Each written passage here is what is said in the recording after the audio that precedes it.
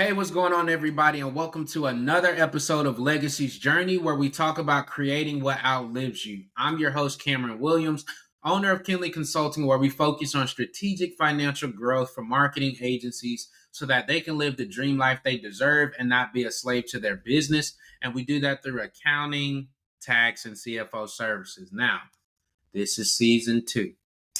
In season two, I had to go get the big dogs.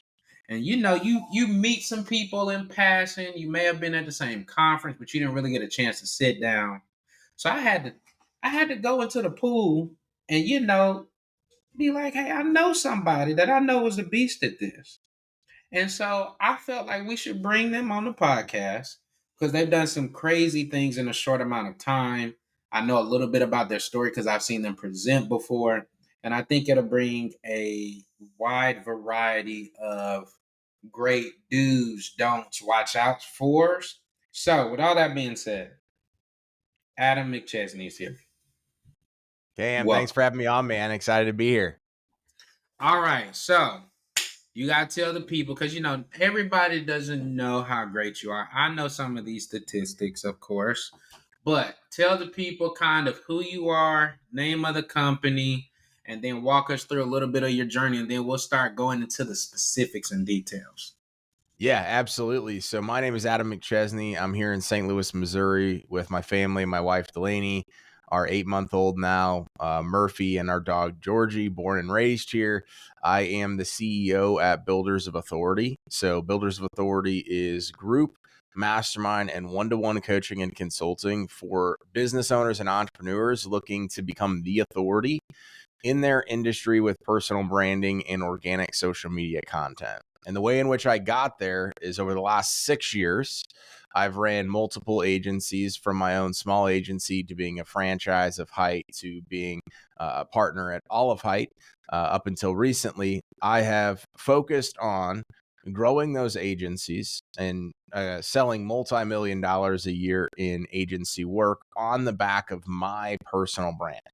Me showing up, me doing things like hosting a podcast, being a guest on over 200 podcasts, speaking on over 50 stages the last couple of years, doing all of the things that have kind of comprised my blueprint or foundation to be able to grow and scale the agency. Now I'm teaching that to not just agency owners, but a lot of other entrepreneurs, coaches, and consultant service-based business owners as well. And so in that process, I started to talk on stage. I think you were probably at one of the first events I ever spoke at, and people were just like hooked to how simple what I was teaching actually was. Nothing is outside of the box. It really takes discipline, consistency, and a strong why and purpose behind what you're doing and why you're doing it. And people just kind of got hooked. And for 2 years, people were like, Adam, do you have a course? Do you have a program? Do you coach people one-on-one? And for 18 months of those 2 years, I was like, no, I don't. And finally, this past November, I launched Builders of Authority and have been able to grow that community to over 50 people in our paid group. And I have some one-on-one clients as well.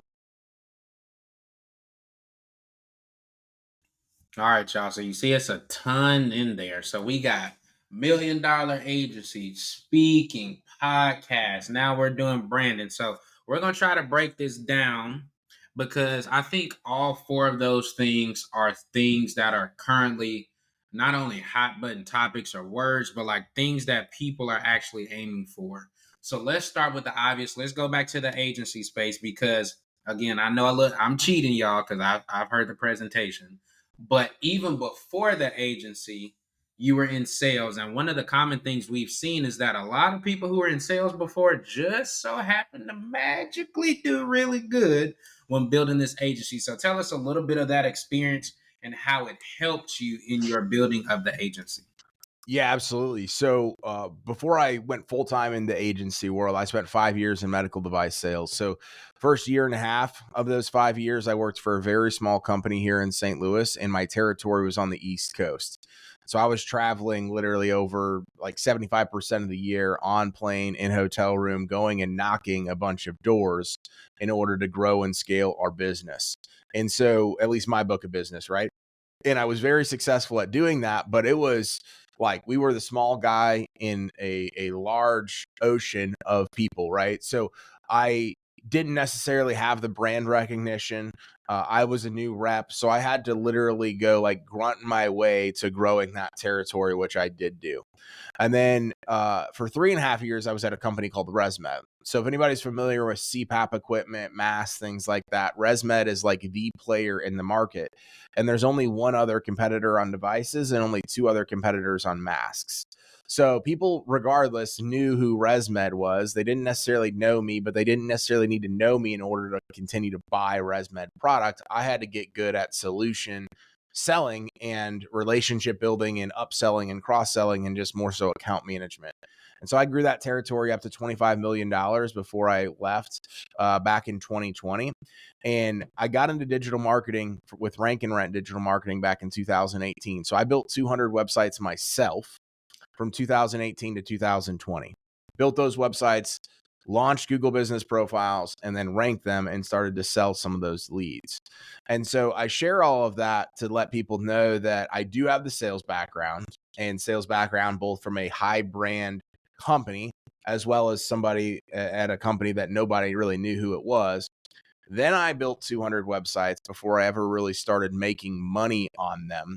And then I went full time in 2020 and started to develop the personal brand based off of what I knew from medical device sales, which was I didn't necessarily have to brand myself as the individual. People really knew ResMed, which kind of sold the product and stuff like that. But when I went full time, I realized early on I am competing with hundreds of thousands of options.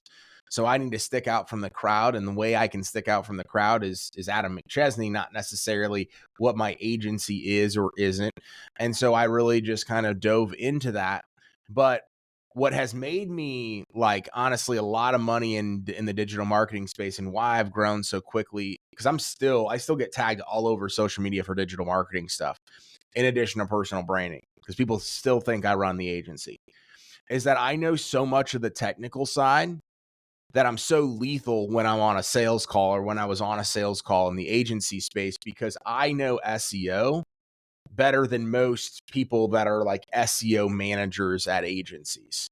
And I've now built hundreds and hundreds of sites myself, done the SEO, seen the results, and then I've even turned some of those companies or some of those websites into actual companies. So I think that track record really put me in this like different sphere of the world to be able to obviously show up and do the work. But a lot of my success was due to all of that, not just personal branding, not just knowing SEO, not just having, a sales background, but all of those things mixed in together.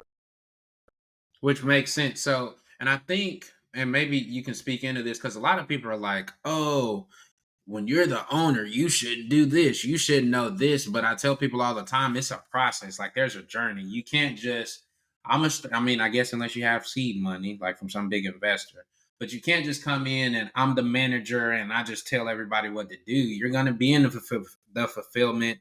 You're going to be in the sales. You're going to be in the marketing plans and all of those. You're going to be in the finances. So kind of speaking to what it was like as you continue to grow as a business owner to I'm the one building the websites. Now I've hired somebody, or I was the one doing every single sales call. Like, tell us about that transition because I think some people think it's just today I made that decision and I'm not in fulfillment. No, you're gonna mess up something. Yeah, that's a great question. So from really about, I'd say about June or not, sorry, not June of 22, about January of 2023, I was almost out of everything. So like the last thing that I ended up not solely focusing on, or the thing that I was solely focused on until the end was sales. And so in January of 2023, our sales girl Demi, who is phenomenal, she was pretty much wearing all of those sales buckets hats. So I was like just the top of the funnel, right? So I was just the top of the funnel, and then everything else kind of like started to do it, and I was truly just the CEO. And it was at that point where we were like crossing like on pace to do about 2.25 million in 2023 before I ended up doing a merger with that agency.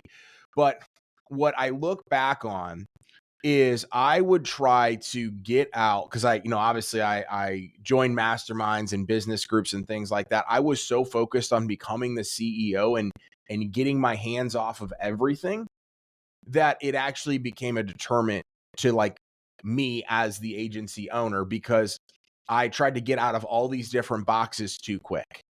And when that happened, right, like I had so much experience and expertise in these certain product areas or in account management or in sales, that as soon as I went from like 0 to 100, it was like, okay, Adam's involved here, and then he's just going to rip the Band-Aid off and run away. Like I learned a hard lesson. It has to be a gradual exit from you in a specific area in your agency.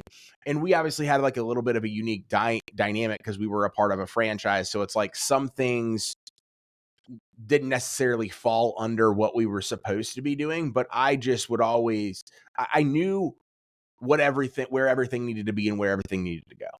So I could have done more in certain areas to make sure that we didn't run into some of those walls that we did. So it kind of just like turned my head a little bit. But once I look back and was like, okay, why did we fail here? Why did we struggle here? Or why did we have success here? It usually came from doing things like the right way and not me just being like, oh, hey, I'm the CEO. That's not my problem. If that makes sense. Yeah, I love that answer because I mean, even myself in continuing this ever changing journey, right? You're like, okay, in theory, I get I'm not supposed to do this. Mm-hmm. However, in actuality, I should probably keep doing this until this person gets to a certain comfort level so that I can take my hands off. Because like I know in our company, like I don't run payroll anymore. I used to for all the clients, Yeah. but all right, let me do a few. Did you watch me for 3 straight weeks? All right, now you're gonna do it, and I'm gonna watch you. Okay, I'm gonna Mm-hmm. watch you again. All right, this time I want you to do it, and I'm gonna double check it. Now I don't have to check it, and she's been doing a phenomenal job. Shout out to Mary. But to your point, like I couldn't just I don't want to do payroll no more. That's beneath me. I'm the owner. Yeah. Like, no, you're setting your business up to struggle in a place it doesn't have to, just because we're trying to get caught up in, oh, but Hormozy said I'm not like, okay, you and Hormozy are not the same person. So Yeah. I think that's phenomenal advice. I love it. I tried to get out of the weeds too quick. All right. So now let's talk about the popular thing. Now you get, like you said, you were on track to hit the 2.2, but you had already hit the million. Tell Yeah. us more about what was life like when you got to the goal, because a lot of people think if I can just get to $1 million agency, like life is perfect. But I've heard you even say in your speech, yeah, but no. So tell us, like, what was life like when you hit the milestone? What did you learn? Like, oh man, yeah, we're at 1 million, but I didn't recognize all of these things came into play. Like, tell us a little bit about that for the people who are either just getting there or on their way there. Yeah, another great question. So I look back at it when I first went full time. It was July of 2020, and we basically started over at zero because again I was doing rank and rent, and then I went traditional agency stuff. And we, for the first 9 months, could only basically get to about $30,000 a month in recurring revenue because I was capped out. I was doing a lot of the work, all those different things, and then I became a franchise of Hype Digital from April of 2021 to October of 2021, we grew almost to like we actually hit our first $100,000 month in October. So we went from 30 to 100 in a relatively short period of time. Like that's Yeah. 6 months. And Right. so that was because I kind of just focused on what I needed to focus on at that time, which was sales. Right. And so I think I got mixed into the environment of like, oh, I need to be $1 million agency. But like, I didn't have a lot of the things set up in my agency to be $1 million agency. I was just told by people to go sell, right? And I was around some of the wrong people that were like, hey, go sell, sell, sell. And I was taking advice. One of the biggest pieces of advice I can give is I was taking advice throughout this entire journey from people who didn't actually do what they said they did with inside of their actual stuff as well in multiple facets, Right. inside, outside, like people that I just listened to on the internet, people that I was paying to be in their mastermind groups and everything in between. Right. Right. So I was taking advice from all the people based on what they wanted or what they would like to have done differently, but they hadn't actually done it. And so that, hey, get to $1 million was kind of that first thing. I know agencies right now that are doing anywhere from like 500 to 750 that are a lot more profitable than I ever was at 1-2 million. I mean, you probably see this stuff as well, right?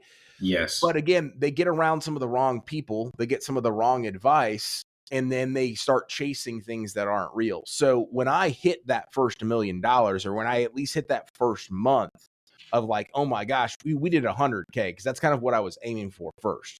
Right. And once we did that, it kind of just continued to like transpire. So 2021, we did 750,000. And we were almost more profitable at 750,000 than we were at 1.7 the next year in Oh, wait. 2022. Pause. Okay, this is good because I tell people this all the time, and a lot of people are like, "What do you mean? I don't understand." Break that down because logically they would say, "Well, but if all right, 750, but if you make it 1.5, you got way more money, which means by default you should be more profitable." Tell them why that's not true. Yeah. So the biggest thing is that we were churning more clients. Like we were bringing on more sales, but we were also churning more clients. In addition to, I had to go hire more account managers. Yeah. I had to then bring on an integrator, like a COO within our agency, because I was able to do 750 and probably like right at $1 million on my own without having a ton of other like A players from a leadership or authority standpoint. But when we Right. doubled our agency in 2022, we had too many clients. So we had way too many freaking clients where if there was always fires going on, right? In the client's mind, at least. So I needed to plug in a experienced COO type person to be the in between myself and the account managers and the clients. Because that's like the good and the bad with having a personal brand and growing the agency in the way that I did is that everybody knows who I am. They have me on Facebook, they have me on Instagram, they have me on LinkedIn, they have my cell phone number, my email. So a lot of times people would just default to reaching back out to me. So we had a lot of growing pains, and that caused us to be, essentially make about the same amount of money in 2022, doing 2.5 times the amount of revenue essentially that we did in 2021. That's a great answer. All right. Everybody knows I keep the notes. So why was 750 more profitable? Because we were churning more hires needed, and now you needed that new C-level person so that you could keep growing. Now tell us about this because you said, yeah, we churned more even though we were selling more. That doesn't necessarily mean that your churn was higher than your sales. It just means I don't want to spoil your shine, but tell them what that means in your language. Yeah, so it just means we're working harder to keep the same dollar amount as well. So it's like, okay, and this is where I think so many people in the agency space, some people do this right, some people get this wrong. A lot of people that are teaching and coaching in the agency space are so focused on the percentage of churn. Well, that's fine if you're not selling a whole lot and you're keeping a bunch of your clients. But when we were selling as much as I was selling, we were just outselling a churn problem for almost 2.5 years. And so the number in and of itself was never, there were certain months where it would get to like 15, 18%, but most everything else was under 10%. But that was just because we were really, really good at selling a lot of times as well, comparatively to being like, okay, is churn the situation? So that's why I encourage people to look at lifetime value, right? And lifetime, if you're an agency out there that's struggling to understand like what your niche is, because one of the things I would go back and do if I did it differently is I would niche down as I was really trying to grow and hit that $1 million, because things come easier when you do that. And that was advice that I was told not to do. But long story, I was told to do it, but I obviously didn't follow it. But one of the things in that aspect is when you're taking a look at lifetime value, if you're a generalist, so right now, you're able to see what services are most profitable for you, what services have the highest client retention and the longest lifetime value, and then what industries are those? Is it moving companies? Is it roofers? Is it remodelers? what is that lifetime value per industry that you're currently working with? Because again, the churn number can be completely skewed by so many different factors that are out there and doesn't truly tell the health of an agency. We're going to mic drop right there. Okay. Now, let's do the opposite. We focused on you hit the big numbers. You crossed the 7-figure mark. You're able to say, "Hey, I did it." Now, with that being said, let's say to these people you're coaching now, which we're going to get to in a second, I'm sure they have some of these same goals you had. Like, yeah, I get all that, but Adam, like, bro, I got to get to that 7 figures. What are 3 things that you're going to tell them they need to do in order to get there, but sustain it? I think the first thing is get super clear on your why behind why you want to get there. My why behind why I wanted to get there is because other people told me to do it. And secondarily, is I thought I was going to make a bunch more money in the process. So if your why is not strong enough that you're going to deal with all of the ups and downs in order to get there and then get to that next 7 figures, if that's what you want, then you might as well not do it at all. You might as well figure out where you can be sub 1 million, because again, as I mentioned before, you can get to $1 million on your own without having a massive team. But if you want to hit $1 million and then grow above and beyond that, your why has to be bigger than any specific issue, headache, red flag, burning fire that you're going to deal with, because otherwise you're going to quit in the process or you're going to get super upset. Number 2 is, I would say you have to have all of your processes and systems completely focused and dialed in down to the most basic things. Otherwise, you are always going to be reinventing the wheel at some point. So like our sales process was not developed until we brought on a sales person when we were doing 1.7 million. That's a lot of gap, right? To not have a lot of processes and systems, but I was the visionary, I was the CEO, and I hate processes and systems. That's what I would tell myself. The story is I was just too lazy to do it. So have that. And then third is get super clear on who your ICP is, right? Because again, going up to $1 million, you can work with pretty much anybody and everybody, and you can be okay.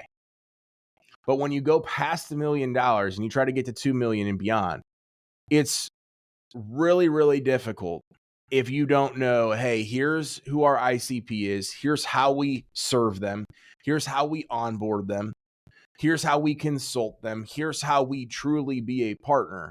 You're going to continue running the rat race. And it's, again, all these problems and issues, I saw a lot of them sub 1 million and even right at $1 million. It's not like they went away when I went to 1.75. They were just doubled and tripled.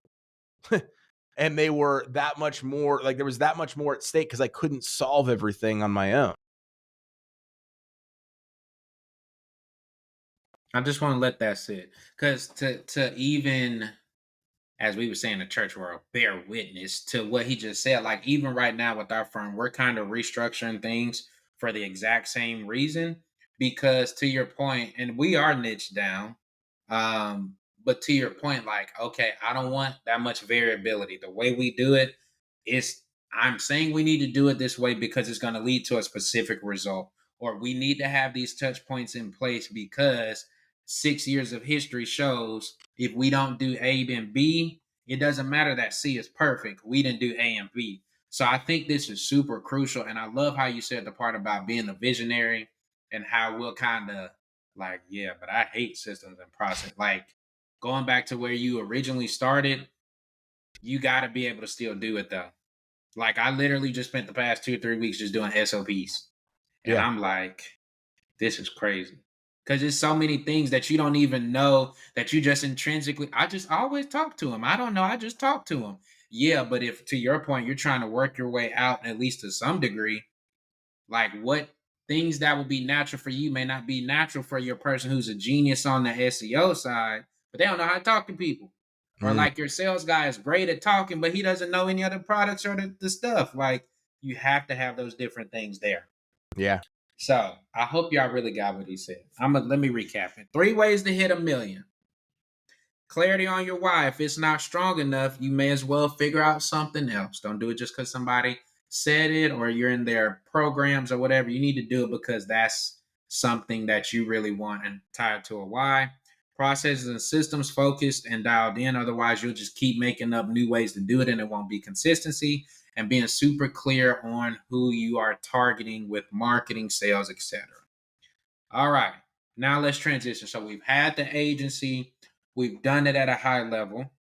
Now you're taking all of that knowledge, all of these lessons, and how I would do it different, and I have done it to now these other companies, other agencies, by teaching them about the branding aspect so that they too can do what you were doing. So talk to us a little bit more about who are you looking for? What are the main core things you're teaching them and why?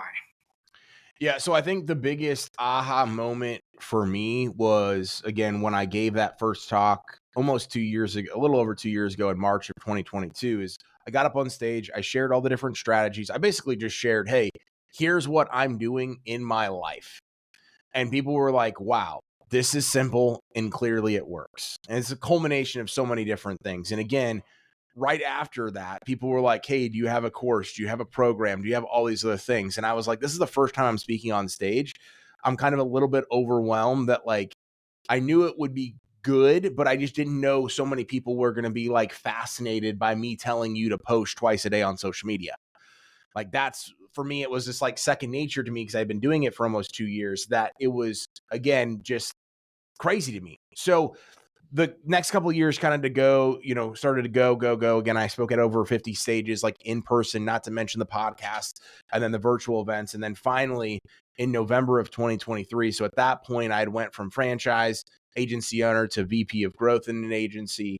And then also, like, a partner, shareholder, whatever you want to call it. And so I started to see like what my future could have. And I started to get more and more requests, not just from marketing agencies, but from your average coach, consultant. We have an accounting person in there, for example, that does like basic bookkeeping. We have a auto repair guy. We have all of these different industries represented in there, with all them having like one main purpose: is we want to grow our business, but we don't want to be known as our business. So we don't want to be Dave the auto repair guy, because Dave the auto repair guy has been in the industry for 20 years, eventually wants to sell his business, and he wants to go help other auto repair shops grow and scale their businesses in the form of like coaching or consulting, but he also wants to do some real estate deals. Well, he's only ever really posted about his auto repair shop and only usually ever posts from his business page. And then you have the marketing agencies that come into our group that never have ever posted online and want to know why their agency isn't growing. They're really, really good at the SEO stuff. They're the best SOP agency I've ever seen, but nobody knows who they are outside of their existing clients and their friends and family. So I'm taking and I'm bringing, in both group and one-to-one, all of the good things I learned from personal branding, but tying back into, hey, if you want to also grow and scale your business effectively, here's the pain, the heartaches, and the struggles that I went through growing and scaling so quickly that I can now teach you the right way to do it. Because there's things that I did that were right, and there's things that weren't so right. Like, one of the biggest issues was, and the hardest Band-Aid to like rip off, was getting out of sales. And once I finally got out of sales, it wasn't that it was too late, but I had just accumulated hundreds and hundreds of clients that only really knew Adam McChesney as the company, not necessarily the agency, even though I wasn't talking to them, right? But there's SOPs, there's expectation setting with your clients. There's a whole slew of things that if you do that on the front end, even if you're signing up your first client, it makes it a heck of a lot easier to grow and scale past $1 million once you're there. Okay, I like that, especially because we found that to be true. That expectation setting is so key on the front end. Because I know with us, when we sign a marketing agency, it's hey, I'm here, but this is your go-to person. They're gonna know your day-to-day stuff. This is who you ask. I'm there for, and we like to be super clear. Like this person handles all payroll. This person is gonna be doing your day-to-day and responsible for this. I'm here for the higher level strategy, brainstorming, making you a financial roadmap, all the consulting. So I think that is super key because to your point at the very beginning, because it was just me, it was like, all right, and then you gotta, hey, don't text me after this time. Hey, I don't work on like you gotta set those things up front so that as you continue to grow, like you said, it's you coming into our machine and our system, not just you coming to Cameron the person. So I think that's great. Okay. I was just going to add one of the biggest, I think I'm a big, like I create scenarios in my mind sometimes. And sometimes I think like the world is falling. Right. And so that's a good and a bad thing. Cause sometimes I'll create it and be like, hey, I got to lock myself in my office and I got to go and get a bunch of new clients. And I got to grow and go and work on SOPs. Or today I'm making a bunch of YouTube videos. Right. Like I'm very good at like departmentalizing and just going in. But there would be times where, like in the beginning, I never leveled up my mind sometimes when I would go from when I just started to being a 7-figure and multi 7-figure agency owner. And what I meant by that is like when I was first getting started, I had 10 clients and I would see me tagged in a Facebook comment, right, of somebody looking for digital marketing, or somebody would message me on Facebook. I would set the wrong expectation by how quickly I responded and then by the way in which the next calls would go. So it would literally be like somebody would send me a message right now, for example, while I was on a podcast with you, Cam, and I would start to look at it. And then I'm starting to think about that potential client while I'm on this podcast. And I need to be super like dialed in and focused with you. And I might even, like back in the day, I might even start messaging that person, be like, hey, I'm on a podcast, but I'll get right back to you after. And then I'll call them, even though I have a meeting right after that. Like, and so I start putting everything aside for this potential client. And so now the expectation is I can message Adam at any hour of the day and I should be getting a response back fairly quickly. And if I don't, something is wrong. And then we would hop on the onboarding call, right? Once we sold them, I would introduce them to their account manager, but I would be like, hey, Cam, if there's ever anything that goes wrong, you know where to find me. I wasn't even trying to say it, but it just kept coming out and coming out of my mouth because I was so worried about losing clients because we had so many. And I would get a lot of referrals, and I had over 100 5-star Google business reviews in our digital marketing agency that I took that so seriously that I was willing to allow that to take a toll on the rest of my life. Which, to be fair, just in case you didn't know, like he said, he's married, he got a kid now. So why don't we talk about that? Because I think that's the other part that people don't realize. Like, okay, yeah, you're making your 7 figures, you got your stuff rolling pretty well, but like, how did you keep that balance? And maybe you did, maybe you didn't. That'll be for you to share. But like, I know even in the stage we're at, it's like, oh man, I gotta make sure I turn off because I got 3 kids. I gotta spend time with wife. I can't work late every single night because hey, you gotta get that boo time in. We gotta watch some Mm. shows. We gotta eat dinner together as a family. So what was life like on the personal side in balancing like, okay, we're doing great. We're making all this money, but how can I make sure that babe is not over here mad because you making money, but you're not enjoying none of it with me. Yeah. A lot of different ways to go with this question. And I think the best place to start is like it's going to be a side answer into the bigger answer, but like I have this recurring theme in my life, and I think a lot of entrepreneurs do, where I lack self-confidence in myself to be able to go solve certain problems that I convince myself that I can't solve. And so the biggest reason why I ended up moving away from my franchise agency and going into like a partnership was like I didn't have the self-confidence that I could go tackle what I was needing to tackle last year while also becoming a father for the first time. And so in part, I was like, hey, I want to get some time back. And so the thought process around why I did what I did was right. Because I wanted to spend more time at home. I wanted to not have the hundreds and hundreds of clients like be solely focused on me. And our agency was going through some other stuff where it was just going to be a really, really tough year. So I ran from the problem and thought by going in a different direction, it would solve all the other problems, which it did. Simple as that. But what I realized is that when Murphy was born back in September of last year, I took 2 weeks off of work. 2 weeks off of work. The goal was to take a little bit longer, but it ended up being 2 weeks. And in that moment, in those 2 weeks, I was like, this is some of the most peaceful, even though I wasn't sleeping a whole heck of a lot. This was some of the most peaceful time that I've had, because for the first time in years, literally since our honeymoon, did I actually take a vacation. Now, I had taken like sub vacations or like some of the trips that we go on where it's like, hey, you have a couple days to relax. But like that was the first time for more than 4 days. That's crazy. That I did that. And I didn't even realize it, Cam.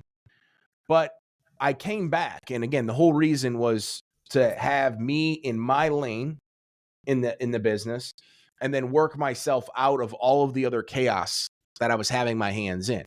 Smart. Like come back after 2 weeks and like there was no sales productivity. There was no things getting done without me physically there in certain areas. And I was like, oh crap, this department, my lane is not product and systematized. There's a lot of things that like I thought or expected that aren't there. And so I started to realize like, hey, I got to start putting some of these things in place. But ultimately, I knew to myself that I needed to launch this Builders of Authority thing because of a lot of different factors. But it was Murphy getting born, experiencing those 2 weeks, wanting more of that, and realizing that what I had built for the last couple of years and what I was chasing was so far from who I actually am and what I actually wanted that I had to make a decision to finally put myself and my family first for the first time. That's good. That's good. And I think there's so much you said there. Because I think to your point, it's like what you were aiming for wasn't even bad. It wasn't like, oh, it's the end of the world because I'm focusing on having a super successful agency. But I think you already mentioned it in your first step to hitting that $1 million. Like, what's my why though? And this was the situation that made that more clear for you, gave you more clarity to, okay, if I keep doing this for the next 10 years, the next 5 years, I'm going to miss out on a ton of stuff. I'm going to put my stress level at places it probably shouldn't be. So how can I scale it back, or how can I redo this or revamp this? And I think that's a very mature way to look at it, which is why you said like that was his number one thing, y'all. Make sure like you ain't just doing 1 million because when I do it, can we sustain ourselves on 500 and just be super profitable? That may be your thing. I even had a coach tell me that. He's like, look, you're going to hit this number. You could aim for this number, but if that's not what you want to do, don't even set your sight to it because you're just going to make yourself worn out for no reason. So I think that's great. Now, let's keep going here, but bring it to the Builders of Authority group. So now you are in the ultimate mentor position. What are some of the common things that these businesses are doing that you want to warn whoever's listening to not do? So, hey, I think you said around 50 people. The most common 2 or 3 things I'm seeing are habits that they're doing that they may not be cognizant of, or we're working on helping them to fix is. Yeah. And so one of the other reasons why I started Builders of Authority as well is because I believe there's a huge opportunity to train people in businesses and entrepreneurs on free and easy things that they can do to grow their business without defaulting to just going and paying for digital marketing. So like I had seen time and time again where people were just getting screwed over by digital marketing agencies, which is like the typical thing every agency owner sees and hears every single day. Some right, some is on the business for just being a terrible client or not knowing what they were looking for. But the biggest thing that I see is that people go and they just default to going and dumping money into digital marketing at any stage of their business without taking advantage of all the free and easy things that they need to do. That's like 9 out of 10 people that come to the program. They just go pay a marketing agency or a freelancer, or they hire a virtual assistant, or they get someone on Fiverr to build the website, do the logo, like everything, SEO, everything. But then they're not willing to post and tell people on their personal Facebook page, hey, I own this business. They're not active in local community Facebook groups. They're not going and doing local networking events if they're a local business. So again, it's not that obviously digital marketing works, but it's not that it doesn't work or that I'm against that. What I'm against is them going and doing that, then blaming the digital marketing agency world for not being, ethical or whatever, but then they're not going to their personal Facebook page and promoting their stuff. So that's like the first big aspect. That's like a asset. That's like a recurring theme that I see literally over and over again. And then the second thing is that most everybody that is in this group and that I tend to align with, and I think I do a good job of this, and you've seen it all over social media, is that I give so much value for free in my content. I do multiple lives every single week. I do a podcast every single week. I post twice a day. I post once a day in our community free Facebook group. Is that when people get on the inside, they are usually a lot more educated, a more well-trained client that, yes, they get access to our course and past calls and all those other things, but they really come for the community and accountability. They don't come because they need and want to like be so in bed with Adam, which that was kind of the way it started for the first like 10 to 15 members because we didn't have something there. But I put an end to that super, super quickly and started like making sure that I was focusing on bringing of more like-minded people into the community, because the community and the group itself is so much more than just me. And I didn't want to grow this business into what I had grown the agency into, because at $2 million, it was still so heavily reliant on me. And that was a big focus of how our clients and our atmosphere and our community is shift, is that people come because of the group and the community, but they come because of the accountability as well. They can go learn all of this stuff from YouTube University. They can go learn all this stuff from my free content, but information is free and implementation is the fee, and accountability comes with implementation. Okay, I like that. All right, so not being willing to do the things that are more available at their fingertips. I feel it. I feel it. Okay, let's go here. These are one of our more popular questions. What would you say has been your best investment to date that's produced the greatest ROI? The investments I made in myself. So whether that's health and fitness, or in my own education, right? So joining masterminds, hiring coaches. I've had coaches, at least one coach at any given time now, for the last 3 years. And so at every aspect, and I joined a mastermind a month into going full-time in entrepreneurship back in August of 2020.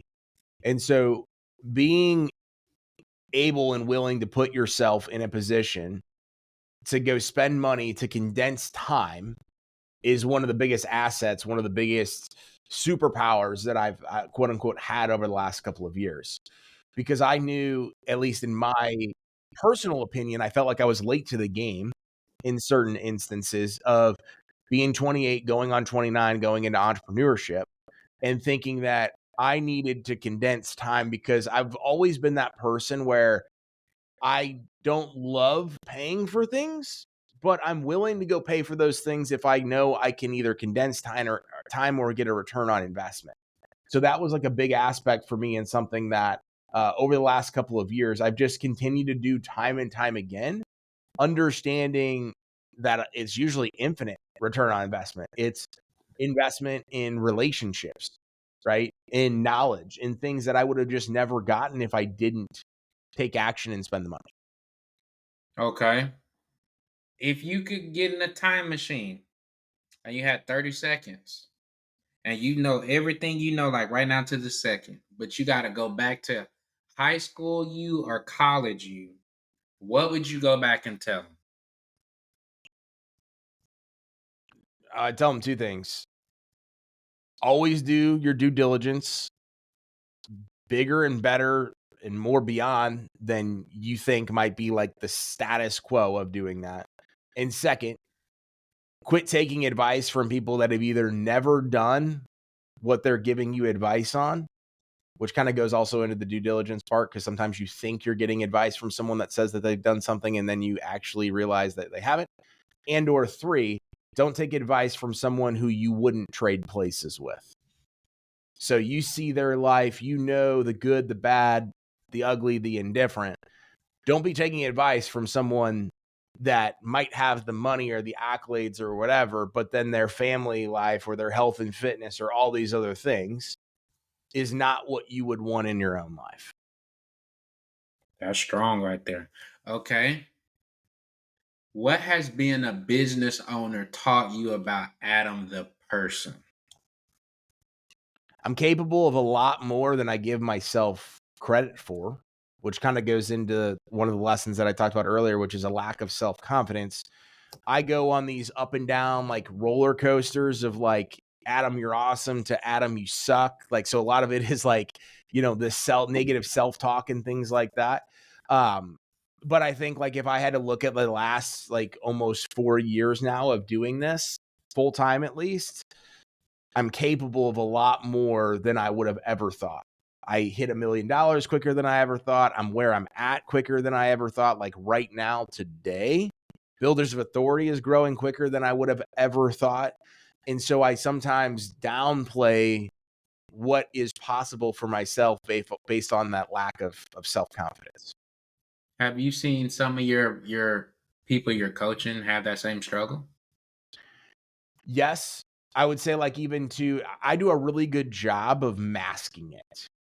Right. So like people will tell me all the time, like when I share that with people, they're like, Adam, we would never know that you had a lack of self-confidence. Adam, we would never know that you struggle with those things.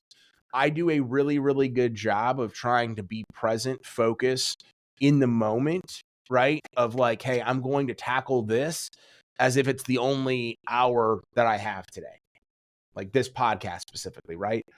A lot of other people, they're so like you can just see it, tell it on their face, right? Again, not to say that you can't ever see it with me, but like I think what I'm trying to coach people through is like, hey, this is normal and a part of life. And it hit me when like my mentors and people that I do look up to right now and I am learning from are like, Adam, this stuff is never going to go away. You have to get better at channeling some of this stuff yourself, get rid of some of the negative self-talk. And so I'm trying to pass the same lessons that I'm currently getting right now from my coaches and from my mentors back down to the people that I'm coaching and mentoring as well. Smart and nice. All right. How has your definition of success changed from when you started 4 years ago to where you are now? Because I know in our case, it's way different. It used to be Cameron just pay the bills, make sure we got enough food to eat. Mm. Versus now, thank God that's not where we are, but it's evolved into more of a serving focus and opportunity focus. How about you? How has it changed since young Murphy's in the game now?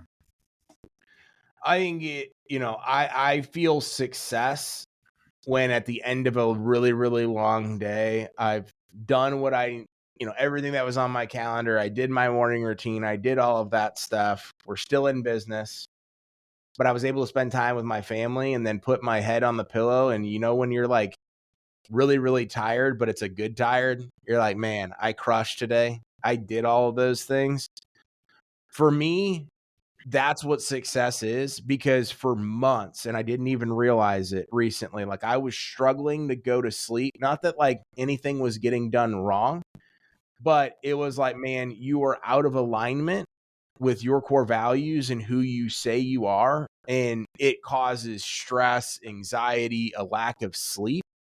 And so my definition of success and sole focus was like the accolades, was the stage that I was on, the money that I was making. And I realized that some of the people around me were feeding off of that because I was the catalyst behind a lot of those things. Right. So other people were able to go shine and or say, we're doing this, we're doing that, we won this, we won that, based on paper and behind closed doors, a lot of the things that I did. But I wasn't appreciative or getting the same fulfillment out of doing those things. And so that's when I had to like realize and pull back, is like, okay, you have to go back on your own path. Of course, not the way we would have like scripted it or wanted it to, but like now I know, and I've now been, I mean, in the hundreds of people have reached out, shown support of me going all in on Builders of Authority, been like, man, this is you, this is you, this is who you, like, time and time again, realizing like I thought I was crazy a little bit, as we all do, right?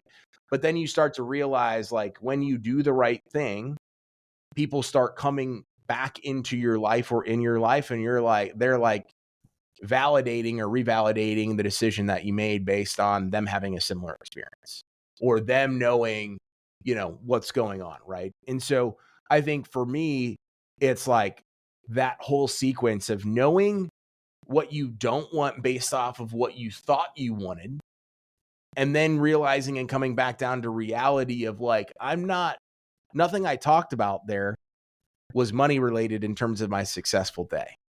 And so it can be disheartening. It can take a little bit of a hit to your ego, you know, as well, when it comes to, oh my gosh, I was so focused on this and it was money and success driven. And now it's just like, hey, I want to do good work, have a fulfilled day, do my morning routine, spend time with my family, and go to bed. There was a lot in that. There's a lot. I hope y'all caught that. I mean, because to your point, I think that takes a level of maturity to be able to like sit here and say like, hey, I was driven by the accolades and the success and the achievements because of that rush it gave me, versus now like that was cool, but I was stressed. Like I ain't feel right. Versus now it's like, okay, I may not have those same things. I've done them, but that's not what defines me. This is what better defines me. I'm in alignment with those different things. So I love that, because I think at some point, to your point, like being a business owner, we all think the same stuff, but it's a different level when you can get still like you had on those 2 weeks and say, okay, what's really the most important? Is this how I want to be defined or viewed, or is this just how I want to view myself? So I think that's awesome. um I know you gotta go save the world, so we gotta wrap this up. So tell the people, if they're like, man, this dude is cool, bro. Like, how can we connect? Tell them, again, you, name of the company, best websites or where they can go grab more materials, best socials, who you serve. So that way they know you talking about them and they can come check you out. Yeah, absolutely. So I think the best place to start is who I can serve. So I know a lot of agency owners listen to this podcast because Cam is amazing at what he does and absolutely crushes this. So if you're an agency owner and you are struggling to get a consistent lead flow into your business, at our peak, when I was doing all the personal branding stuff and super, super involved in the agency, we were getting 3 to 5 leads a day into my Facebook, right? So if you're not anywhere near there and you're struggling to find your next deal, if you're struggling to grow the agency the way you want to, it's worth us having a conversation. I can either point you over to our free community. We can talk a little bit about our paid group, and even go into some one-to-one options if that's where you're at. But our company is called Builders of Authority. You can go and join our free group by typing in Builders of Authority on Facebook in the search bar. Join the group. We do daily content and live weekly trainings. And then you can connect with me on social media on all these different platforms. Instagram is probably going to be the easiest, Adam L. McChesney, but you can also go to adammcchesney.com and see all the different social links that I have available. All right. So if you're an agency, if your leads not popping like they should, you come get Mr. Crisco over here and he'll get you right. That's what he really saying. In case you didn't catch it. All right, let's summarize this episode because it was a ton of great stuff. I want y'all to definitely go share this. Go think through some of these things he said. Just starting from the top. Been on over 200 podcasts, had the more than $1 million agency, started in sales. One of the things he noticed, I don't know why I love this part, but tried to get out of the weeds too quick. Just because, again, the different noise from the different people, being addicted to those achievements and the success and those metrics versus now maturing into a better, more well-rounded person that knows what he wants and is trying his best to stay in alignment, not just for his sake, but for his family to keep that super tight, and just continue to grow that. I love what you said about why was 750,000 more profitable than 1.75 million. Digging into knowing what kind of life you want and the whys versus just chasing the names, the achievements, etc. Being careful on who you let speak into your life so that their goals and wants don't become yours. Lifetime value is always better than churn. That was a good one. The 3 ways to hit $1 million, clarity on your why, processes and systems, and super clear on who your niche and ICA is. Ton of stuff here. So, guys, if you like this episode, make sure you tag somebody, send it to somebody. You know, why they cleaning up, why they doing the dishes, why they doing their miles at the track or at the gym or something. They can be listening to this because I think this was a great episode, and just realizing who you are and then making sure to reset or reestablish your path to stay in alignment with that. So, with all that being said, any last words, sir, before we let you go? That was a great recap, man. You're an incredible host. I can't wait to listen to this back. I can't wait to hear some feedback on the episode. So thanks again, man, for having me, and I appreciate you as always. Well, hey, we appreciate you being here, and we always want to be a place where, like, you get to come, you tell your story and your journey, because that's what helps people. Me giving you a bunch of tax codes, like, nobody's here for that. But if we can show your story, somebody who's done it at I would say, a very, very high level, and to be able to take their bumps in the roads and their good things and their successes, and hey, take that and apply it to you. You may have to dumb it down, like he said. Don't try to hurry up and you at 500 grand a year. You don't need to be trying to hurry up and jump out the weeds. You need to let's make a plan for you. And these are some of the things that he can coach you on as well, right? Like, hey, I love that you're here, but let's come out with a plan to craft it so that you don't just crash the company, but you don't just stay there and now you can't spend time with your 3 kids, Cam. Like, that's the kind of thing that this podcast not only helps you with, but his course and the people he works with will help you with as well. So, with all that being said, we're going to let Adam go. But thank you guys so much for listening. Make sure you guys stay safe. We're going to be dedicated to continue to bringing you some of the best people out there. They may not, be Hormozy. Shout out to him. But we're going to bring y'all some great quality people that are doing what you're doing it, but doing it the right day and building a legacy for their family. So with all that being said, you guys take care of yourselves. See you on the next episode.